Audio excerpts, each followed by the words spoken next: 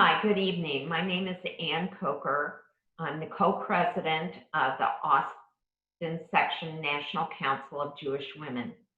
For 125 years, NCJW has advanced social change through advocacy and community service to bring activists and volunteers together in communities across the country and generations. The Austin section, informed by Jewish values and our understanding that these values have universal appeal to our members who are Jewish and non-Jewish women, and we also have men as members. We sponsor networking meetings to bring speakers who reflect our mission to be at the forefront of social change. We are especially concerned with reproductive justice, gun violence protection, rights of the refugees and asylum seekers, the welfare of children, and protecting voting rights, which makes this collaboration with the League of Women Voters a natural fit.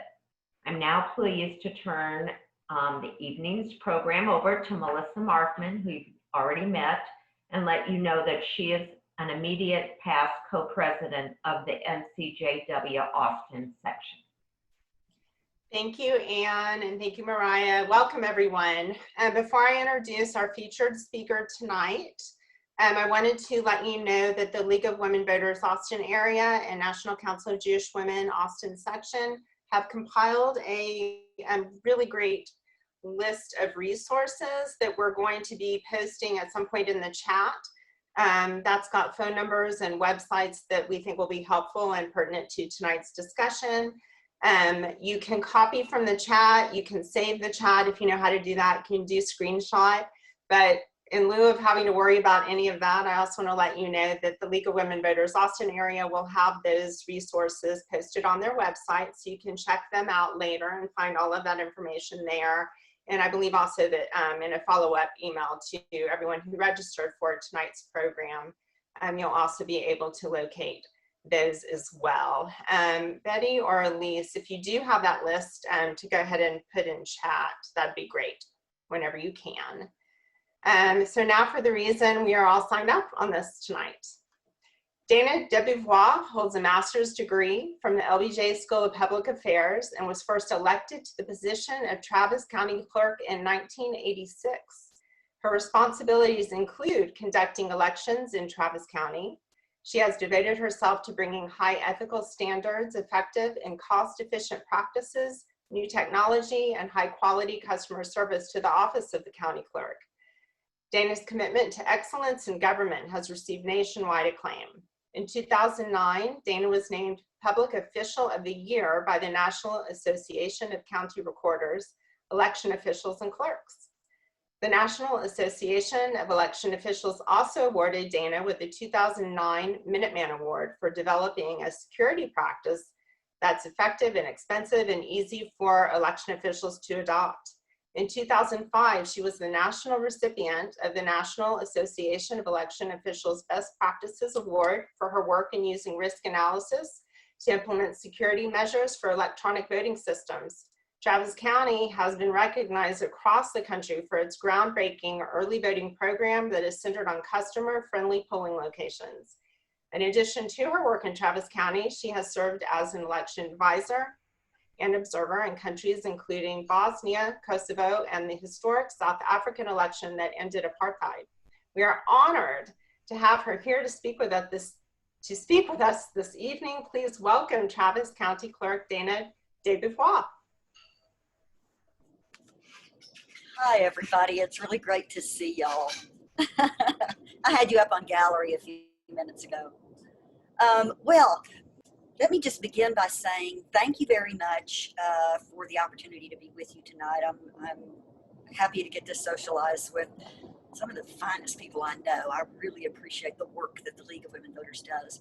And I'd like to particularly call them out tonight because they have been incredibly helpful in getting us younger and newer people to the elections process. They have sent us names and names of volunteers, and we have hired them. They're doing a fabulous job, and I just want to say thank you to the League of Women Voters for your help this time.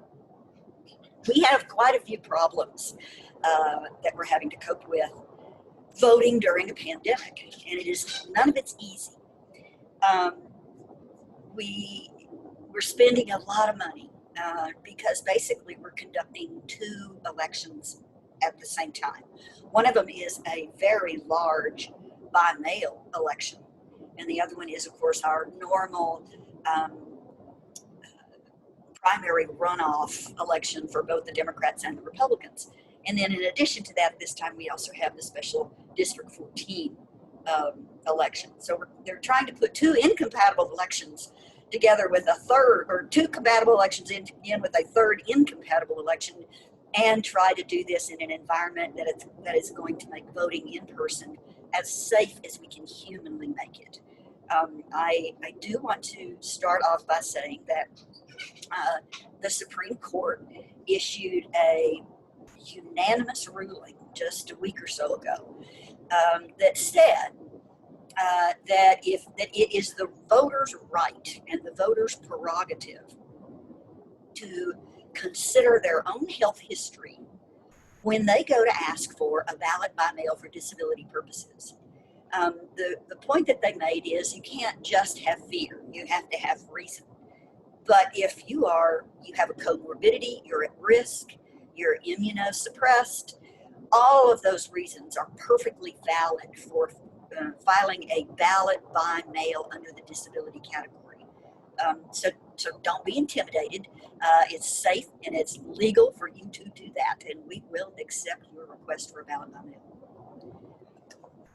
I'd like to continue, if I could, with just some statistics about what this July 14th election is going to look like.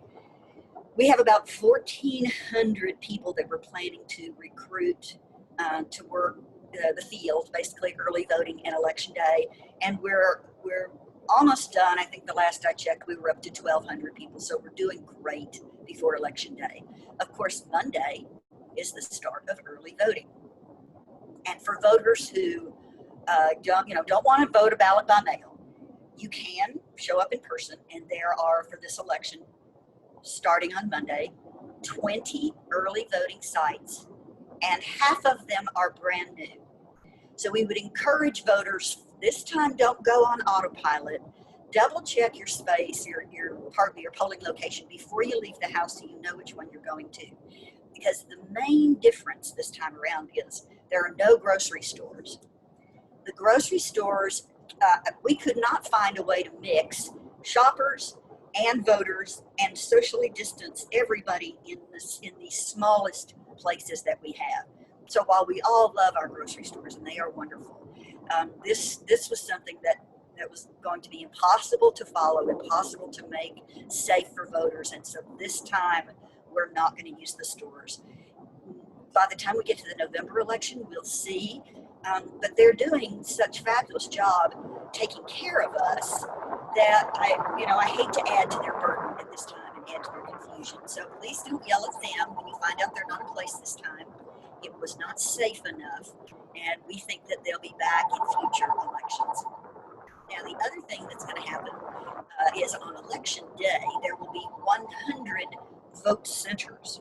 And the vote centers, of course, are places all throughout Travis County where any voter can vote anytime, at any place. In other words, they get to choose where to vote according to a location that's convenient for them.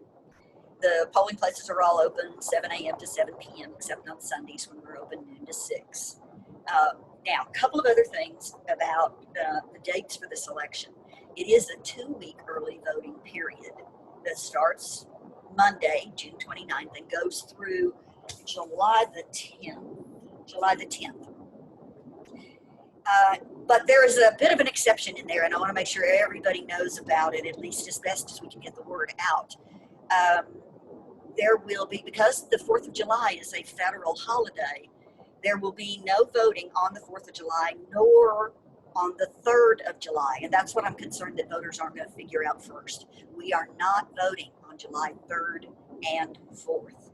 So please make your arrangements. We will be open that Sunday. So do plan to vote 12 to 6 or noon to 6. on that Sunday following the 4th of July. But I'm so sorry that that holiday time period can't be used for voting because it's a federal holiday. I wish we could do something different, but we can't do that this time around. So holiday, and when you first show up at early voting, you're going to see at the first table you go to a big plexiglass screen up to protect the worker that's behind the screen from whatever all the voters are bringing through all day long. That person is actually at the greatest risk, and we're going to do everything we can to try to protect that person. But for the voters, we also have special PPE for you too. Voters are going to be given, when they come up to that very first check-in station, their first table, the opportunity to sign in. This is where you sign up your name and you get qualified as a proper voter. You will be handed a popsicle stick. It looks like a little wooden craft stick, but a popsicle stick. And you will be given a little plastic finger covering for the tip of your finger. They're called finger cots. And the finger cots are for when you go to sign in at that very first table, you sign your name, you'll use your finger to sign on the poll book, but you won't have to touch the equipment. The same way with voting. When you're ready to take your ballot card and go over to the booth, we're going to have the booth spaced far away. And what you can do is touch the screen with your stick, and it will make the choices without you having to touch it with your hands. So once again, we don't want the voters to touch the voting equipment at all, and we will be frequently cleaning all of the equipment in between voters. So I hope those are clues that will send the message to voters that we have really tried to think hard about all of the things that they're going to need to be able to vote safely in person. One last thing to call your attention to, though, is wear a mask. And I've realized some people don't think that that's proper to ask. I'm asking anyway. Wear a mask. The most successful method that we can use to stem this tide is social distancing and wearing a mask. And having everybody come into the polling place means that we all need to take care of each other. Follow the rules, wear a mask, be nice. I don't think you're going to see lines form this time, although trying to predict the turnout for this election is proving to be really, really difficult. Under a normal Republican and Democratic Party primary runoff, we would have seen, 5 to 10% turnout maybe, sad though that is, but that's probably what would have been normal. But we're not at normal times, and quite frankly, this election is not normal either because of us putting the special election with the 2 primary runoffs. All of that together is going to mean that we can't pull any people that are standing in line inside the polling place because we want to keep that less than 10 people inside. So some folks may need to stand outside briefly waiting for your turn to come into the polling place, very like HEB does. So wear your mask, and I would also recommend to voters that you bring an umbrella. You might get stuck in a sunny spot for a few minutes, and you would be so much more comfortable if you would hoist an umbrella and give yourself a little bit of shade. So bring an umbrella and help me spread that word to all of our friends and family and coworkers so that they can take advantage of this, of a little bit of forethought before they go out the door.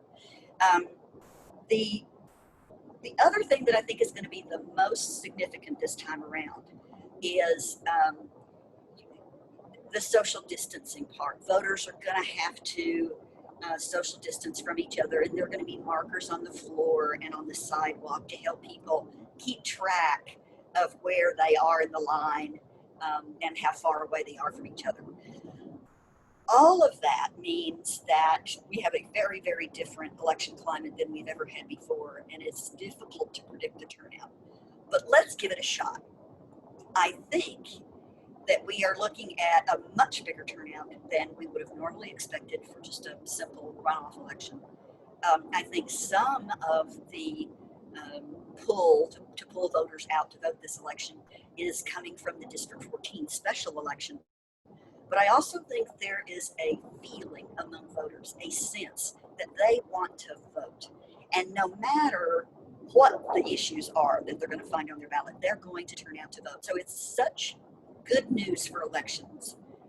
But it also means that we need to rearrange our thinking about what's normal for elections and what we can now experience in a pandemic, or what we will now experience in a pandemic. And the final thing I have to say about that, I would like to stop at some point and answer some questions about by mail, and I'm going to do that in just a second. Well, let me just go ahead and do that now, because I think there's a lot of questions out there about by mail voting. Okay, Texas limits by mail voting. Virtually no other states do. A lot of states just have a simple, you can request it. We have no excuses in person voting, but we do not have no excuses by mail voting. So if you're wanting to vote by mail, you're going to need to choose a category to vote in.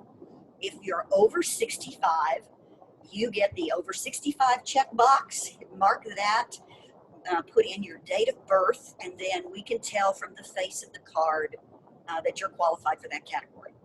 If you're going to be, and by the way, the over 65 vote in Travis County is about 85% of our by mail voting is local and over 65, and that is holding true with this greatly increased usage this time around. The numbers are still holding true for that.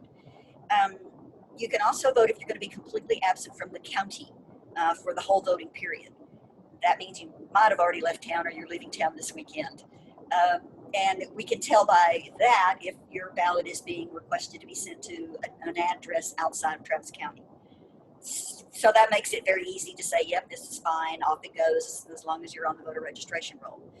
The last one that I want to talk about, and it's about it's about 12% of our total requests so far, and that's for a disability ballot. The idea with the disability ballot is, as we said earlier, this is for you to take into consideration your own health history, your own risks, your own circumstances at home, and you make the decision about whether going inside to vote will injure your health. Those are very specific words that come from the Supreme Court ruling. So we want you to know, feel free to take advantage of that if you fall into that category, and what you will be doing is providing a sworn signature on the face of your envelope saying, yes, I want to apply for this ballot. We do not have doctors on staff that are going to be medically evaluating your level of disability. If you tell us that you want a disability ballot, we are going to follow the law that says the voter gets to determine whether or not they qualify under that category. So keep that in mind. Please don't be intimidated. It's there for you to use if you don't want to vote in person and have issues that nobody, I mean, we don't want to out your personal information at all. You just get to check disability. Don't write anything else on the document, on the request. Just say you want the disability ballot and we will send you one. Okay. One of the questions I get asked a lot is, well, what happens if I've asked for a by-mail ballot, but it never came in the mail, or I've decided to just not vote by mail, I'm going to vote in person after all. You can do all of that. That's perfectly fine. There are a couple of little extra things that I want you to know about it, though. If you have asked for a by-mail ballot and the office indicates that we've processed your application, we have over 27,000 requests for ballot by mail, and we are working through them as quickly as possible and are almost finished with that backlog. 2 days ago, we crossed the 17,000 mark. So we're working on it, and I hope by Saturday we'll have the current collection of requests for ballot by mail already processed and out the door. Now, if your ballot comes to you at your house, then take it with you wherever you decide to go vote, early vote or on election day. Take the ballot with you, and it will allow you to cancel or spoil the ballot at the polling place. You won't have to. The process that you're going through is going to terminate that ballot, and then you're going to start all over. Bring your ID. So that's one of the things about changing your mind. You don't have to have an ID to vote ballot by mail if you fall into one of the categories, but you do have to have ID when you vote in person. So you're not gonna be able to drop off your ballot. I know they do that in a lot of states, but Texas doesn't let you drop it off. You have to hand it in, surrender it, and then start the voting process all over again. If you don't have your ballot, maybe you're afraid that it didn't, it's just not going to get in the mail in time, or you've never received it, or something's happened, and you need to go vote in person rather than take the chance on getting another ballot by mail, or that you might not have enough time to complete it and mail it back in. In that situation where you don't have the ballot, go to your polling place, whatever place you want to vote, go anyway, and you're going to vote a provisional ballot. Now, before everybody gets, all freaked out and worried about provisional ballots, what happens with a provisional ballot in this case is that the ballot board looks at then your 2 attempts to vote, the request for ballot by mail and your vote, and they check the by mail inventory, the roster of people who have voted, and see if your name's on there. And if you have not submitted a voted by mail ballot, then your vote in the precinct will count, and they make the decision right there. So provisional vote, if you don't have your ballot that you can take in and have them cancel, but just a regular voting method, start all over from fresh if you want to bring your mail ballot into the polling place. Okay, the last day to ask for a vote by mail is July the 2nd. And all the voted ballots have to be submitted to the county clerk's office by the end of the day on election day. We look at postmarks, but it has to be received by the close of business on election day. So keep that in mind when you're putting it in the mail. Also, you can use FedEx or any of the other common carriers, as well as the U.S. Postal Service, to mail in your ballot. We are still in the process of recruiting people to come and work. We're offering socially distanced appropriate work inside the county clerk's office, helping us with the thousands of by-mail ballots that we have. And then we also need help ballot board too, to help us adjudicate those ballots when they come back in. So I think that'll give you a picture of a lot of the different things voters are going to see this time around. It's going to be very different. But we also have a lot of really great early voting locations because we're in some elementary schools, and the schools are not in session right now, so we get to use their spaces. If the schools reopen, then those elementary schools are probably not going to be available to us again. But for this time around, they were the best protected places we could find. Okay, so I think that's probably given y'all a pretty good estimate or a pretty good look at how voting is going to go during the pandemic. But we are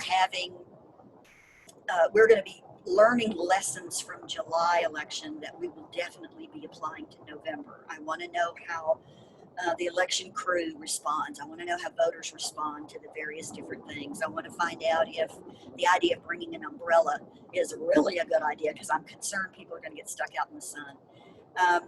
There are just a lot of things we're going to be double checking. So with all of that said, and with always the presidential election looming in our future, we're going to try to get through this one as smoothly as possible. And just one last thing, we're asking you to wear a mask. Wear a mask, please wear a mask. And if you're one of those folks who doesn't want to, you still get to vote, but we're going to put you as far away from everybody else as we possibly can. So that'll give you an idea of how we're taking the mask thing very seriously if we're going to all have to vote indoors. Okay, I'm thinking at this point that what I'd like to do is throw it open to some questions. Would that be possible to do? Absolutely. Before we get to that, I want to take just a quick second to also introduce Holly Justice, who is with us tonight as well. Holly is the Williamson County Elections Training Coordinator. She's been with Williamson County Elections since 2017 and is here to share with us tonight a bit about how they are preparing for the upcoming elections as well. So she's going to say a few words, and then we're going to take questions, some that were formally presented, and also as a reminder, if you have any questions that you're thinking of as you're listening tonight, please put those in chat. You can send them directly, I think, to Betty Foreman is collecting those. So Holly, are you here? I am here. Can you hear me? Yes. Okay, perfect. So thank you so much for having me here today. I want to echo some of the same sentiments that Dana talked about with regards to the polling location and the safety of our poll workers and our voters. You know, at our location, at our polling locations, we're doing a lot of the same things Dana's doing with regards to the sneeze guards at the check-in stations and where the judges sit and work with voters one-on-one. So we've got sneeze guards there. We also, we have what's called a clean pen. So it's on top of our express vote voting booths that the voters can put through their pencils or pens, and it sanitizes as they put that through. So we're not using the craft sticks, but we are using the pencils, and they are able to mark their selections with that pencil and put them through the clean pen, which sanitizes them. We are having our poll workers, they're getting sent out, obviously the masks. The poll workers are required to wear masks, so they've got masks or face shields, whichever they're more comfortable with. They just are required to wear one of the two. And then they've got gloves when we're talking about that person that they have to maybe help curbside. They've got all of those things. We've got the sneeze guard, we've got the clean pen. What else have we got? Again, a lot of the same things that Dana has talked about that she has that we have put in place because we want our poll workers, we want our voters to know that we are taking care of making sure that they feel comfortable coming in and voting on election day and during early voting. So we have taken drastic measures to make sure that they're coming into a clean environment. There is they are required to wipe down the express votes every hour or as needed and disinfect the doorknobs, the sneeze guards, everything. So again, we have taken some precautions very similar to Dana to make sure that, again, our poll workers as well as our voters feel very comfortable coming in and voting in person. Thank you. I will, go ahead, I will refer it back to you. Okay. Thank you. It always takes me a moment No problem. to unmute again. Thank you both so much. We are going to be taking some questions that I will really be posing to both of you. If you, you know, if either of you can chime in with helpful answers. I think the point of tonight is to make sure that as many people are as comfortable with voting as possible. So the more information we have, the better. And our counties are you know, neighbors, and we know people anxious about this in both areas. So I wanted to start with a question that came in about mail-in ballots. And basically, what are the logistics of mail-in ballots once the clerk's office receives them? What happens? Many of our voters are going to be using a vote by mail for the first time, and you know, starting next month. So what happens once the office receives those?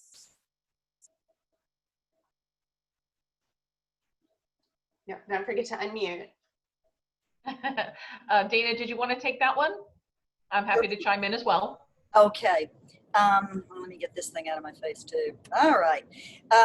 Okay, the process is voter sends in a request on a form that they print out. So folks that don't have a printer are going to have to load a little thumb drive with the copy of the request form that you'll find on the Travis County clerk excuse me, website, and also on the Secretary of State website.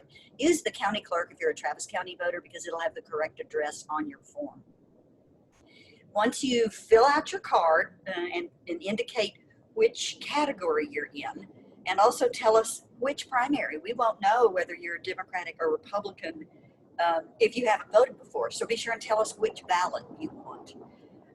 Then what happens is that a big room full of about, you know, more than 50 people are processing these requests as they come in. So 27,000 so far. To give you an idea of how big that is, for the last presidential election, we had 31,000 ballots for the presidential, and that was a record breaker. We're going to break that record just for this runoff election. So once they come in, you're checked, the card is checked just on its face. You're checked off the voter registration roll, and the folks determine what your ballot style is, which ballot applies to your neighborhood. And they're going to send that ballot to you in an envelope, all packaged up with a bunch of instructions and a couple of extra envelopes. So when you get this package in the mail, it's kind of like that business letter. What you need to do is take it apart, spread it out on the table, get accustomed to what all is there, because it's a little bit archaic. It's very hand-marked ballot for everything. And some of the things you want to watch for are, after you've marked your whole ballot, take your time, do your research. That's one of the good things about being able to vote by mail, is that you want to put your voted ballot inside the pink secrecy envelope, and then put the pink envelope inside the outside business envelope that you're going to mail. That's how we disconnect your name from your ballot. We don't want to know your name associated with the ballot. So once those come back in, then we process them. And what we do is we check off that, yes, you requested a ballot, it got sent out, and then it came back in. So there's tracing available for that. We can tell if you've been processed. We will tear apart your envelope with the information in it, and we're going to take your voted ballot inside the pink envelope and put it in a ballot box so that we can shuffle them all up. We don't know whose is whose. We can't tell anything about it. And then once we've got the ballots all, the pink envelopes all set up, we will get them all in order, ready to open, and then very early on election morning, we'll open those pink envelopes, smooth them out so they'll go through the scanner, and then we'll start scanning by mail envelopes all day on election day, because I want to try to give you results for early voting at the 7 p.m. news broadcast. And if we start early, if we prepare in advance and then start the count as legally early as possible and don't wait, I think we're going to be able to give you results unlike some of the problems that you saw in Georgia and Wisconsin. How about if I stop there? Because we've already talked a little bit. I knew you were going to ask a lot about by mail. We've already talked a little bit about, if you don't get your ballot, what can you do? And if you do receive your ballot in the mail that you change your mind, what are the steps you can follow? Okay, so Holly, you probably want to add to that. I think very similar to how you guys process the ballot by mail. We're doing those same things in Williamson County. We do scan them in on not until election day. And then ultimately a ballot board makes the determination on those ballot by mails, but they're locked in a closet until we're able to run those through and scan those in. Because again, just like in Travis County, we want to get those results to you right away. Sorry, dogs in the background barking. Sorry about that. So again, I don't have the exact ballot by mail numbers like Dana has, I'm sorry. But, we are definitely taking some of those same precautions. They fill out the application for the ballot by mail. We send them their mail ballot, and we get that mail ballot in, it's scanned in. And again, it's going to be up to a ballot board as to how that's handled after that. Okay, thank you so much. So the next question that we have is really, I think both of you can also weigh in on this one as well. Do you feel confident that both of our counties will have enough election judges and polling place workers and poll watchers for the entire election time of early voting and election day? Definitely. So we have spoke to our poll workers. Our polling place and recruiting coordinator has, contacted the poll workers to make sure they're comfortable coming and knowing what the expectation is, knowing that there's a possibility that somebody who has some COVID symptoms may come to the polling location. And we've got, again, we have the gloves, we have, hand sanitizer, we have everything in place, but making sure they're comfortable and putting those barriers in place to make sure that we have made sure that they are well taken care of and have all the appropriate things needed to make sure they're safe in the polling place. So I do feel confident that we do have enough poll workers, and you said poll watchers and something else, but I do feel like we do have enough poll workers in our county, and some of them are on the line currently.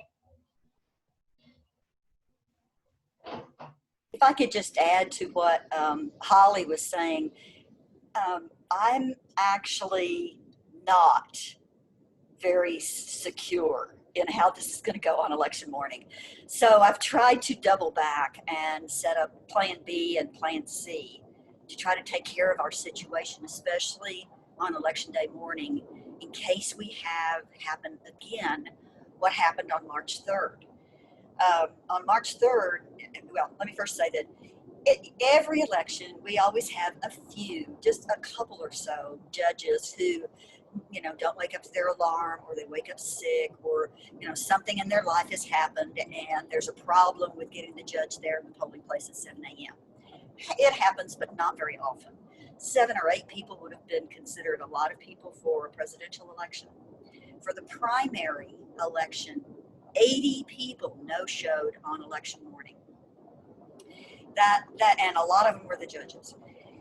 It took us more than an hour to get some of these polling places staffed with people and open, because it was such a huge number, and we were in fact unprepared for it.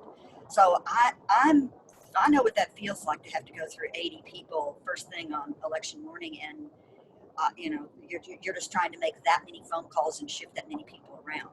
So this time we are recruiting extra people. And I've already said the League of Women Voters has helped me recruit new young people, and we're thrilled with them. But we've also recruited a special standby group. And we've got them attached to, we've got people all over the county. So depending on where the problem occurs in the vote center, we can have a judge go close by to make up the difference to staff that location that's short. I think that's probably the best way for us to handle it, because fear is not rational, and we have reason to fear this pandemic, this virus. So when people, just feel like they just can't do it, my heart goes out to them. But unfortunately, the rest of the voters need to be able to pick up that slack. And so I'm going to do everything I can to try to make sure that we are open with everybody operating, first thing 7 a.m. on Monday morning. Thank you so much for that. I'm going to, Betty Foreman has been monitoring our chat as questions have been coming in. So I'm going to see what she's got over there. Betty, are you here? So we want to hear what you're hearing. I am here. I am here. We've got some good questions here. Here's a good question. So this is from one of our viewers. She says, I don't have any underlying conditions making me more susceptible to COVID, but my husband does. So I'm seriously concerned about bringing the virus home to him. Can she use the disability? Am I still not allowed to vote by mail?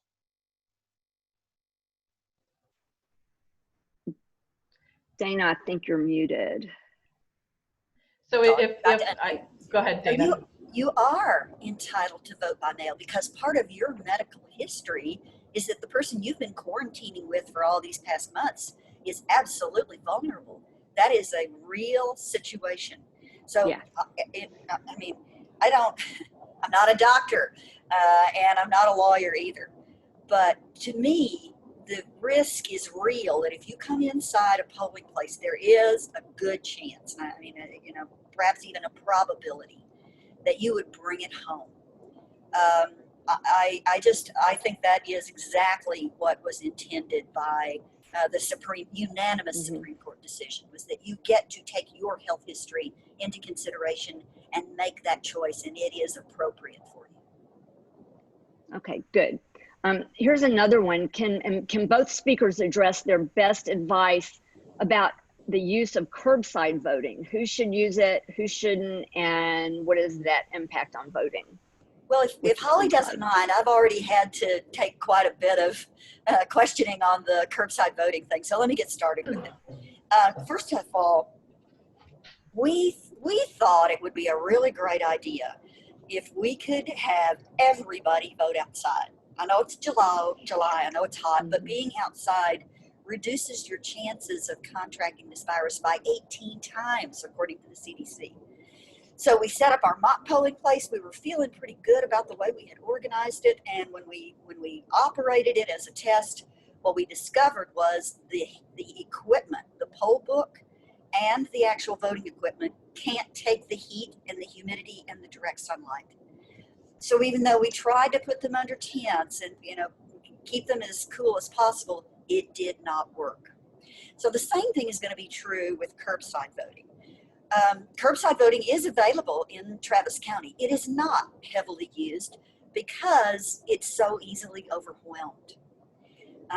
You know, curbside voting takes a lot of time, so it's not like you can line cars up like a food bank and have them vote like that. That's not going to be the way it progresses.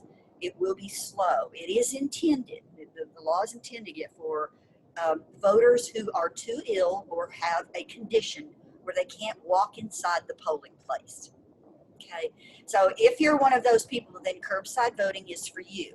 But keep in mind that it does not look like COVID testing, and it does not look like food bank. It's a very small program that is intended for those who are particularly ill. We have people get out of the hospital and use curbside voting because they can't walk in the place. So that'll give you an idea of its intent. If more people want to use it, we don't have any prohibitions against anybody else using it, but potentially you're taking up the space in line for somebody who really does need it, and it is not going to be fast. Holly. Okay. Yep. I'll go ahead and talk about it. So we do have a rolling curbside cart that we are using in our county. We do imagine this time around that the curbside will be used more than it ever has. Like Dana said, it's not heavily used in our county. I mean, sometimes they get one during early voting and maybe just a few on election day, and some locations don't see it at all. But we have talked to our poll workers to make sure they're aware that this time around, you probably will see more people using curbside. If somebody does have some symptoms, they are going to be met with a sign outside that says, if you feel like you have some symptoms, call this number, you can vote curbside.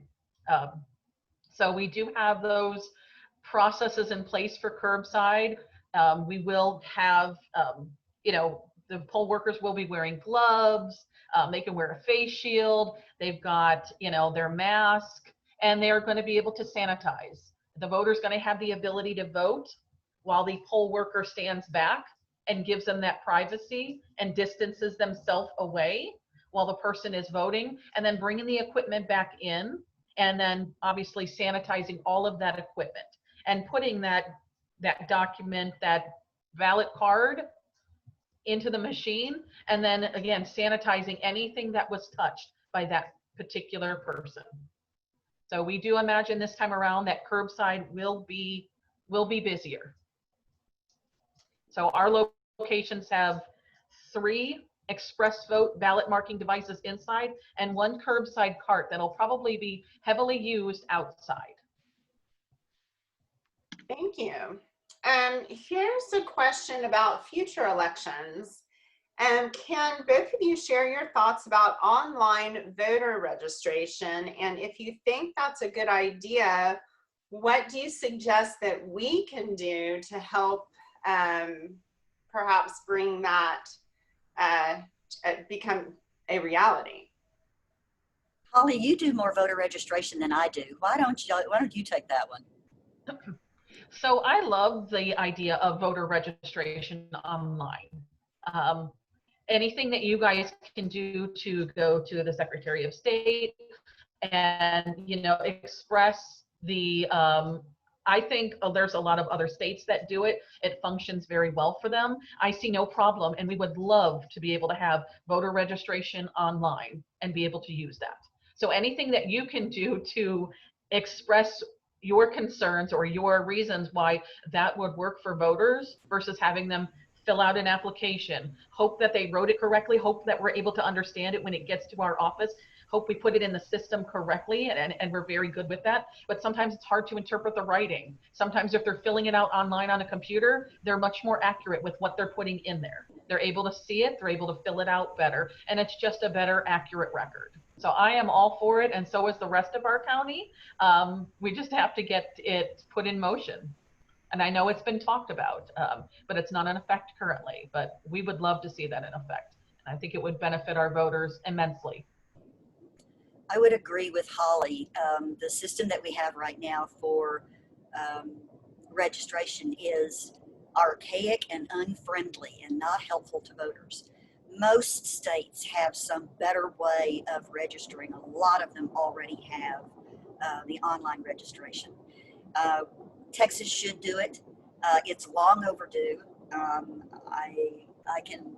We can all speculate about the reasons for why we can't seem to get it through the legislature. But the truth is most other states do have a method that's friendlier to voters to get them registered. Thank you. Okay, we had a question come into chat, and we also had one that was related in the same way that had been previously submitted.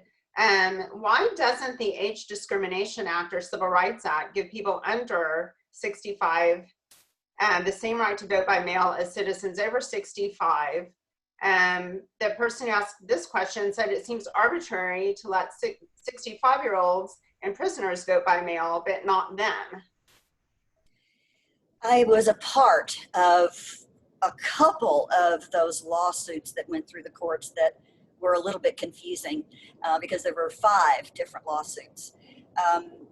But basically, the idea is voters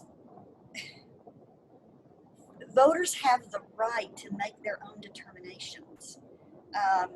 So, you know, when the final word that came down from the Supreme Court, at the trial courts, we kept hearing rulings that were commensurate with what voters needed. And then the upper court would reverse it and institute a stay so that we couldn't do anything. And that happened a couple of times. But the final word came a week or so ago from the Texas Supreme Court, and they were unanimous in figuring out that there are circumstances that only the voter knows and only the voter can make that judgment about. And we shouldn't be interfering with the voter's right to vote by trying to police whatever, category they're trying to ask for voting by mail. The Supreme Court disagreed among themselves as to whether or not over 65 was arbitrary. They did not agree, and so it has been kidded. But they did not take action to expand the franchise, the by-mail franchise, to those who are, 64 years old plus 364 days. Those folks were not considered in the lawsuit. But it has been referred up to the Supreme Court. And everybody is hoping that we're going to see the Supreme Court answer this question about the access to by-mail voting, especially in the few states left like Texas where it is very restrictive. So stay tuned for more information. But right now, just being under 65 is not one of the legal requirements or one of the legal categories for voting by mail.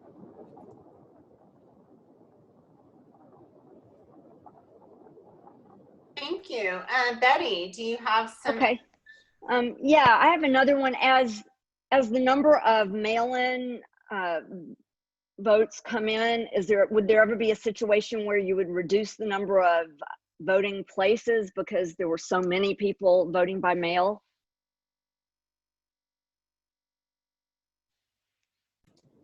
Holly, if you don't mind, I'll take this one too. Go right ahead. now we're actually paying for double election because we have a massive turnout in by mail, which is unusual for us. We have more by mail ballots for this little election than we had ever dreamed possible. And we're setting up in-person voting as well. Most of the states that have by mail voting do it differently. They have a very reduced number of polling places. Well, first of all, everybody gets a ballot.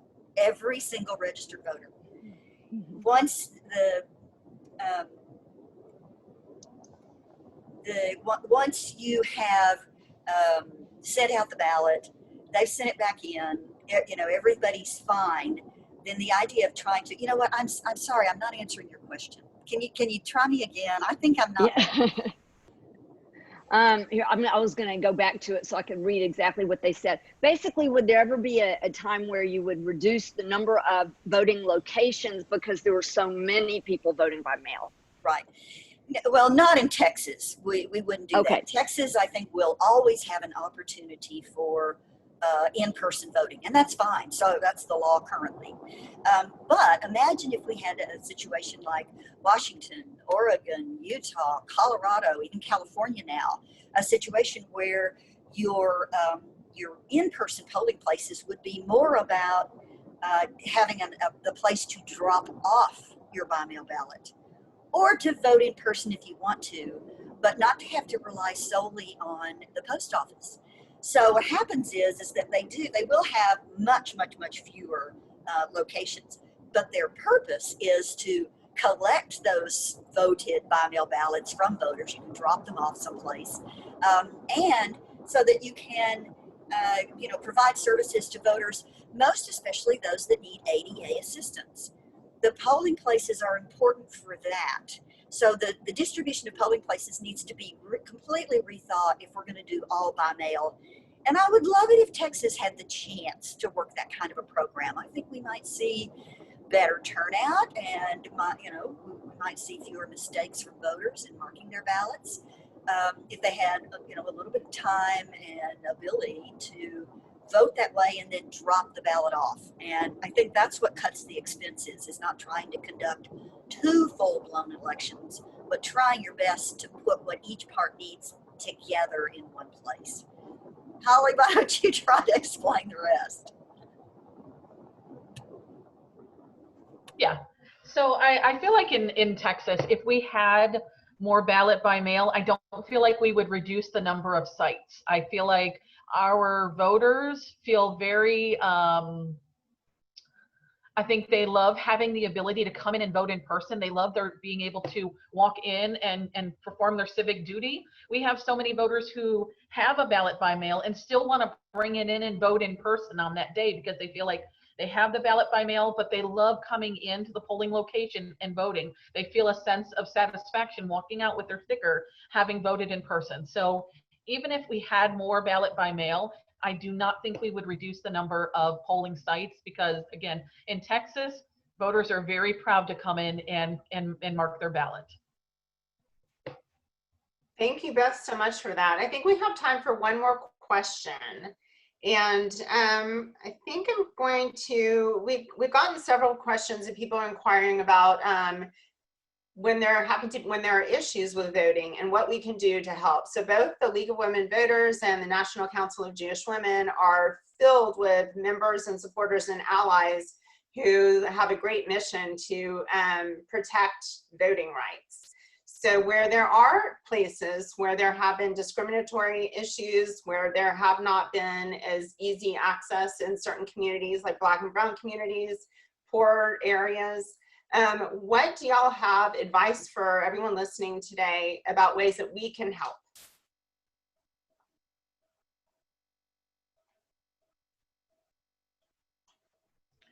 Yeah, that's a good one. That's a good one. I don't know what advice that we can give you or other than getting the word out.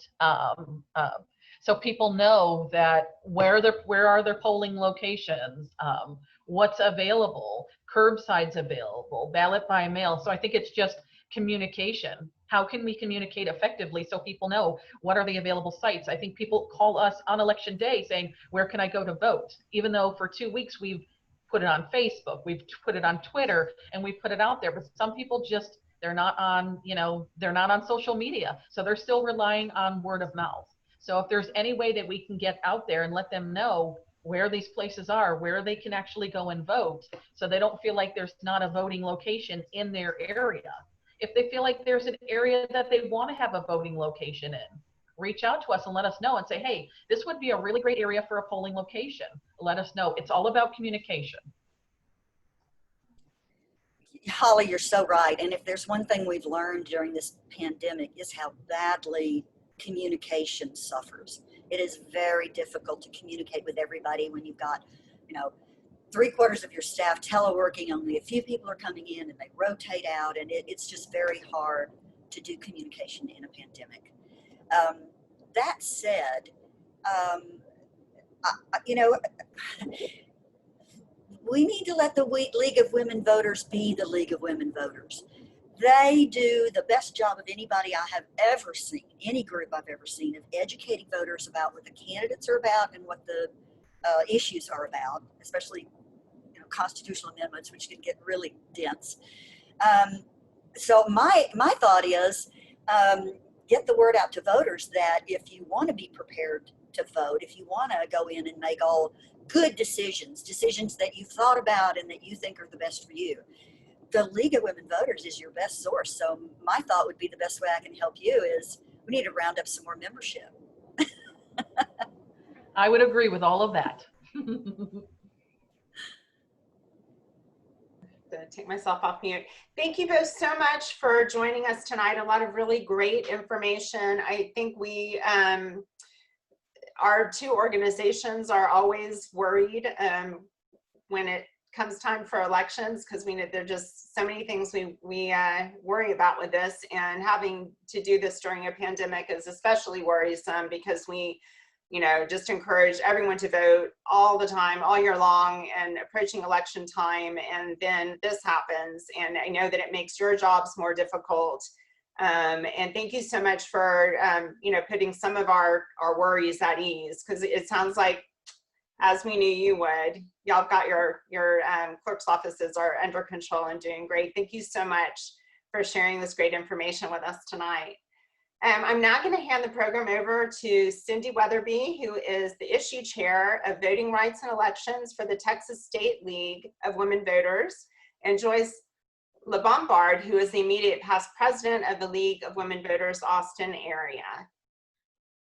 They're going to be sharing some of the broader perspectives of voting in Texas and how the League of Women Voters Texas has been working to support voter rights.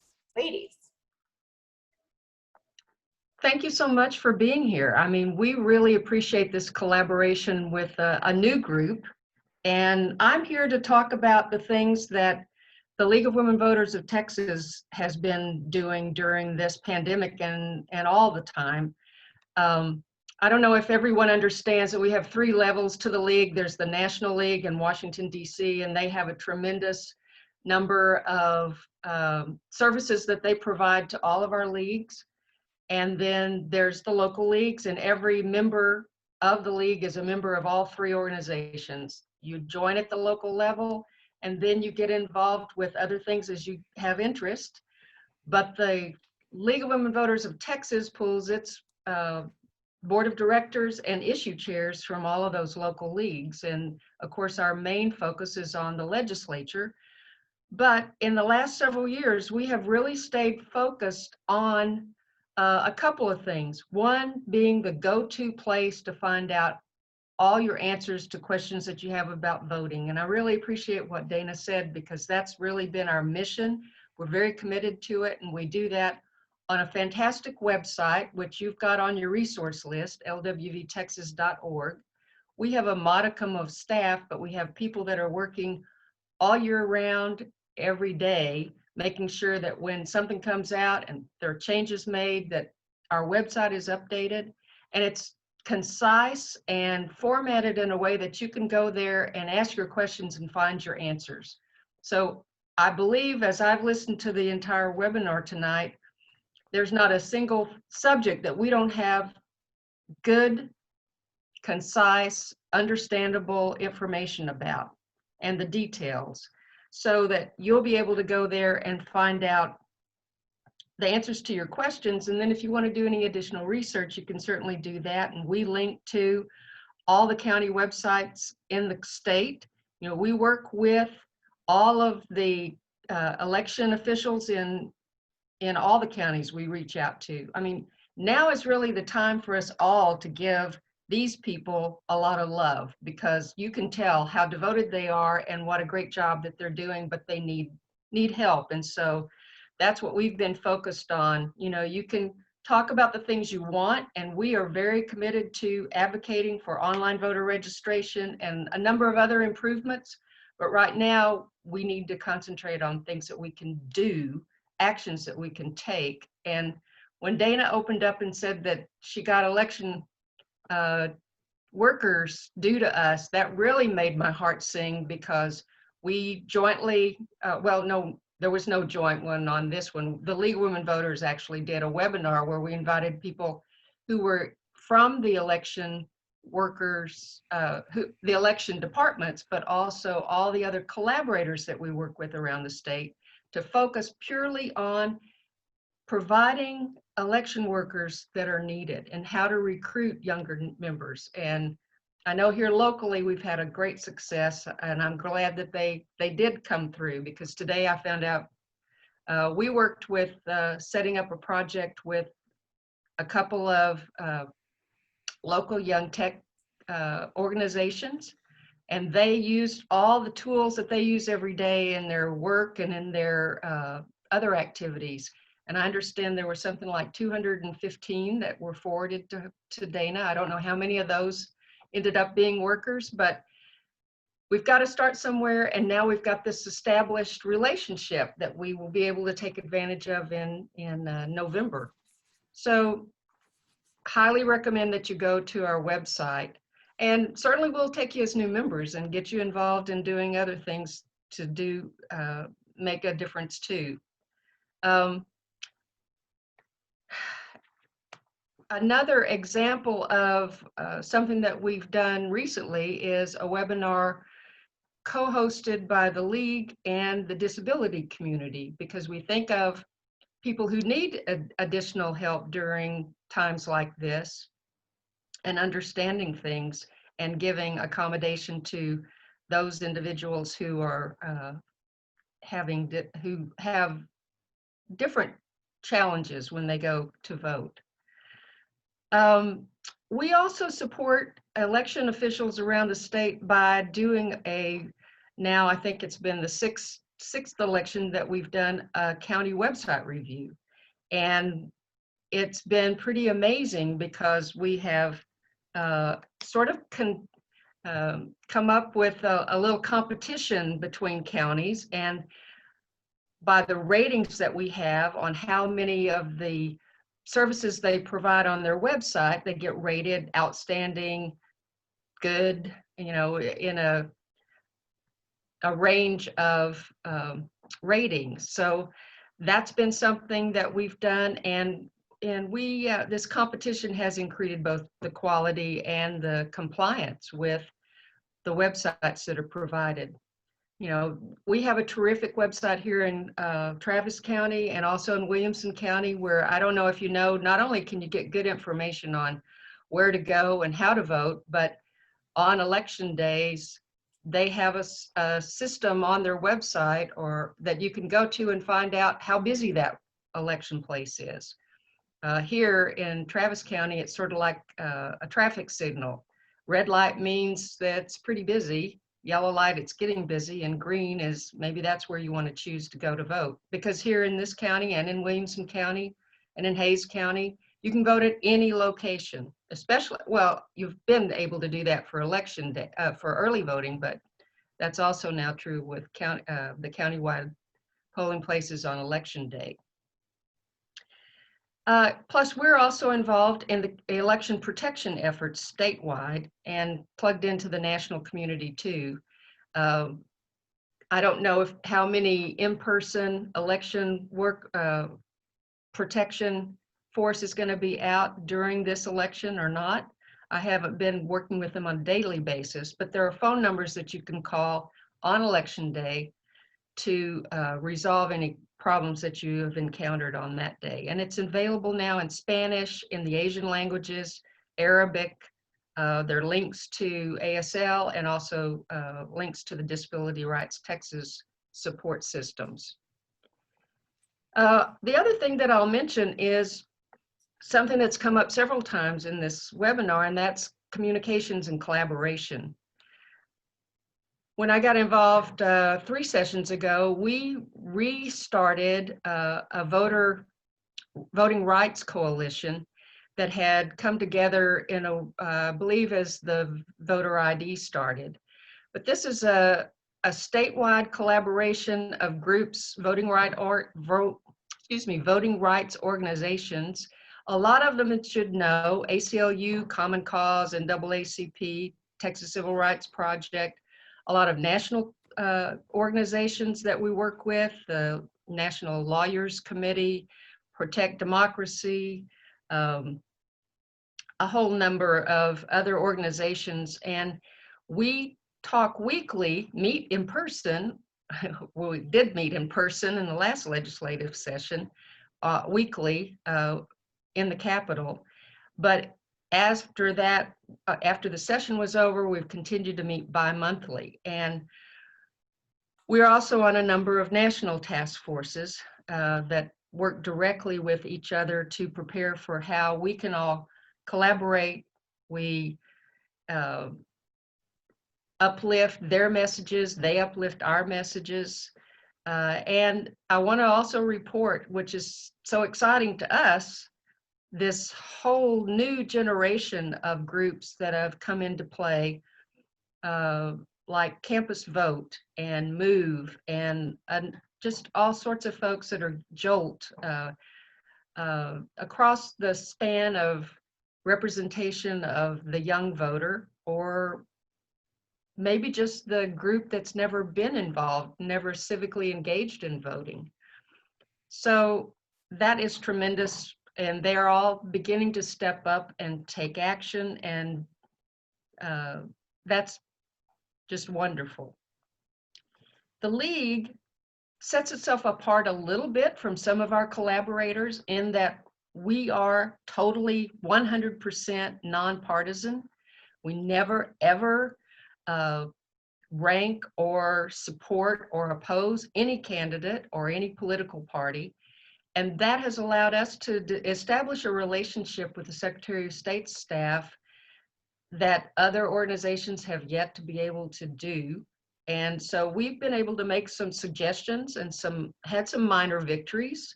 As you've heard, we're all very supportive of online voter registration, and that's where we want to go. But in the meantime, there is a process that's available that's sort of the poor man's voter registration, where you can go to register the number 2 vote, register2vote.org, and fill out some information online, and then they will send you a completed form. You sign it and you put it in an envelope that they've already put postage return on and get it back. It's not 100% perfect because somebody might forget to put it in the mail, or not, have a problem finding the mailbox. That happens, especially on campuses. But the Secretary of State put it on their website this time based on the COVID. So we've been able to make some suggestions, had some minor victories, and that's really something that we're sort of proud of. We're also, as I said, really have extended and bumped up our communications and our collaborations around the state. The number of leagues have bumped up quite a bit too. I think we've probably had 8 or 10 new leagues established in the last couple of years. With our collaborators, we share ideas, we work together when we can, sign on to things that we all agree to. This is a very loose-knit group of people that we associate with. It's not like an official coalition where everyone signs on and takes the same kind of position or same type of messaging that might be across the board. We develop social media posts that local leagues can use or other groups can use. We've had some great collaborations with private industry.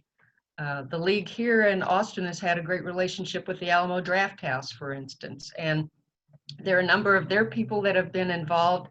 Maybe they're not doing a day-to-day work effort right now and are working to put together graphics. They have a whole graphic artist staff and videographers who are going to be working with us to, I think they're actually going to maybe take over the Instagram account. So that's pretty exciting. So I guess in summation, while we are totally steadfast on making improvements and changes to the voting process in Texas, we're committed to supporting our elections organizations in all the counties and communicating and collaborating are key to us all being able to support them and to get the vote out and give the voters what they need to be able to feel confident that they can vote.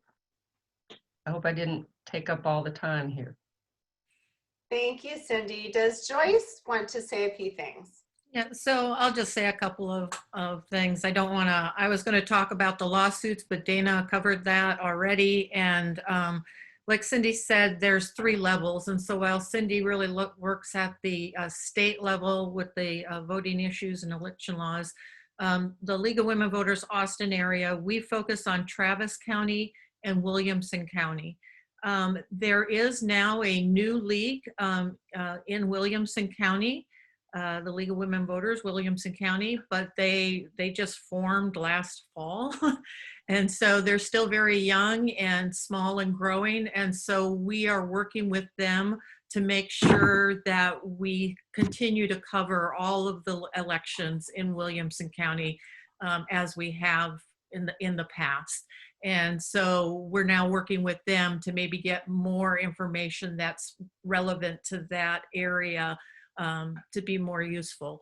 So that's one of our big collaborations at the local level.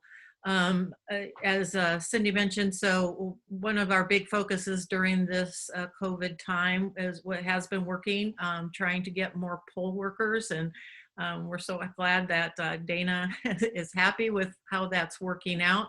That really was a brainchild of a member that works with Open Austin, and they just came up with the idea and said, hey, can you host this?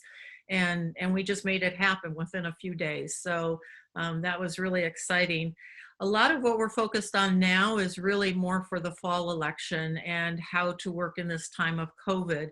And so we're coming up with ideas about how to do contactless voter registration through canvassing, especially in those areas where we have low voter registration. And what's a way that we can do that where our VDRs are protected and feel comfortable. We're also thinking about some new ways to do candidate forums and being able to do those virtually and how to get questions from the audiences and then share all of that information. Also, another one of our big programs is our First Vote program, which is our high school voter registration. It's not just voter registration, but educating high school students about voting and why it's important. And so how do we do that in the time of COVID? And we're coming up with that strategy for the fall semester coming up because there's still lots of questions about how that's even going to look in the schools. So lots of interesting, this is an interesting time and lots of interesting work to be doing in that area. Thank you both so much. We had one question come in before we wrap this evening's program up that I'd like for you to both address before I finish us up for the evening. But what are the League's greatest volunteer needs? And the person also wanted to know where to sign up. I'm assuming they can go to the website with all that information posted, but where are your greatest volunteer needs? So I can talk at the local level. What I like to say is we need volunteers at every single area that we have, quite frankly. Our league is now over 500 members, but I would say maybe only, I don't know, a tenth of that is really active and doing things. And so there's many ways to support us. But if your interest lies in voter registration, we can always use more VDRs. If your interest is in policy, local policy issues and advocating, we need volunteers for that, especially during this time of COVID. We've been trying to start an observer course so that we can watch the public meetings that are going on and know what the issues are that we need to address. We're already starting to gear up for our fall voters guide and coming up with questions that we'll be asking the candidates. community relations. We're trying to do a lot more outreach with different communities so that we're not expecting people to come to us and ask for information, but we're able to go out to them and work with them in their communities to get them registered, to get them educated. Communications, right now I'm the interim communications director and I have no communications background. So, we need help with social media, setting up meetings, event planning. There's just any area that you can think of that you might have a skill or passion in, we could use the help. I would certainly echo that. It's if you have a skill and you have an idea, that's what we need. We need new and different, and nothing's beyond our interest. The one other area that I think probably every organization, every company, you name it, needs, and that's money. So if you are good at fundraising, if you're good at grant writing, there are grants to be had, and that's helpful. I'll give you an example. Had we had the funds, we might have been able to set up some sort of a process where we could specially fund the register to vote, but it was going to be $1 per registration. The benefit of us doing that would be that we could have connected with them and provided them support on reminders to vote and information about the voter's guide and that sort of thing. They could sign up for a text or however they wanted to be communicated with. But if we signed up 100,000 voters, we didn't have $100,000 for that. So that's the kind of thing that we could certainly use help with too. And I know it's not my favorite topic. I don't like asking for money, but it's something that's needed if we want to do some things. Other things are volunteer run. I retired and I think I've worked as hard in this position on a normal weekly basis as I did when I was in a professional career. So people giving whatever they can and passing along and the other thing is just people who can really be facile at intersecting those circles of influence, those circles of involvement, no matter who they are, to promote civic engagement. So somebody sent me a question about they still don't know understand how to find volunteer opportunities. So again, we're at 3 levels. And so a lot of our volunteer opportunities, you need to be a member of the League of Women Voters. And so you can join at LWV-Austin.org. We do have some volunteer opportunities and we're in the process of updating our website, but there is a volunteer page on there that will go over whether or not you need to be a member or not. When you join our league, we have you fill out an interest form.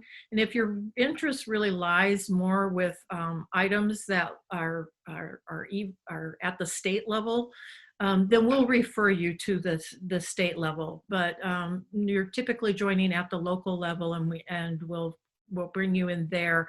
But because our league is located in Austin with the state league, we work together in a lot of areas. Thank you both.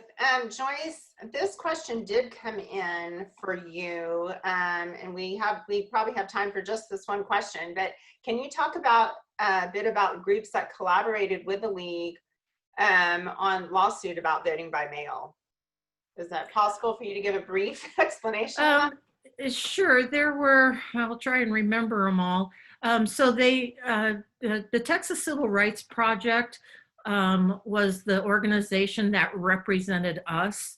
The original lawsuit was the Democratic Party, and they were represented by the ACLU, and we ended up joining that. So our local league, the local Austin Area League, joined that suit. The state league joined. oh God, now we had an individual that was a UT student. Oh God, and what was the third there was another organization. Let me look at my list too, if I have it.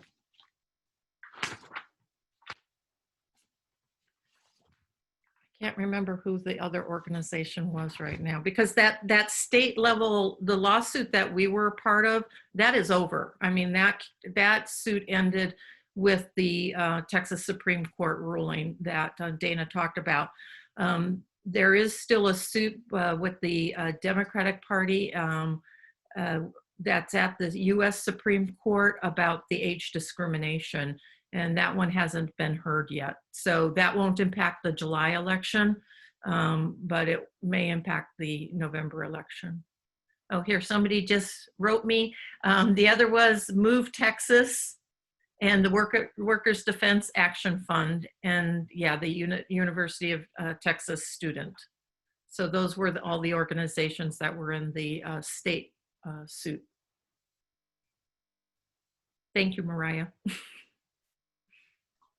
Thank you. Really good information. I also want to mention that National Council of Jewish Women is also a nonpartisan organization, and you do not have to be a woman, nor do you need to be Jewish to be a member of our organization. One of, actually I'm members of both organizations, this and the League of Women Voters. You can do both. You can do so many things. One of the mission areas for NCJW is promote the vote, protect the vote. So this has been a perfect collaboration for our two organizations here in Austin. And I want to thank NCJW Austin and the League of Women Voters Austin area for organizing tonight's program, and to all the members and supporters and allies of these two organizations who took the time to be in this program and join us tonight.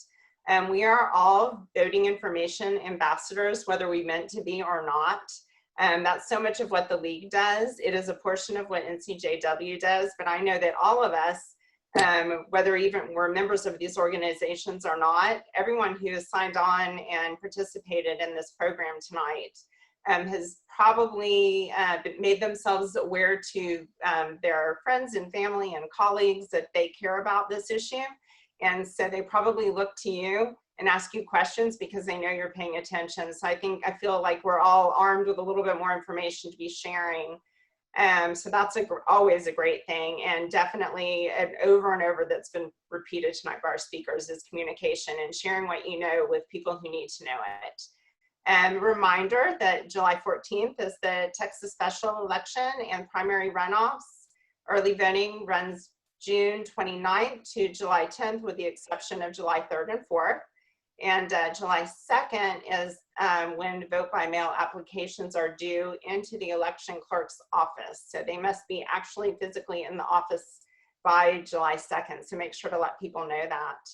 And also on July 14th, election day, is when mail-in ballots are due to those offices as well. So I want to just thank everybody for joining us tonight, and great program. Thank you. Thanks.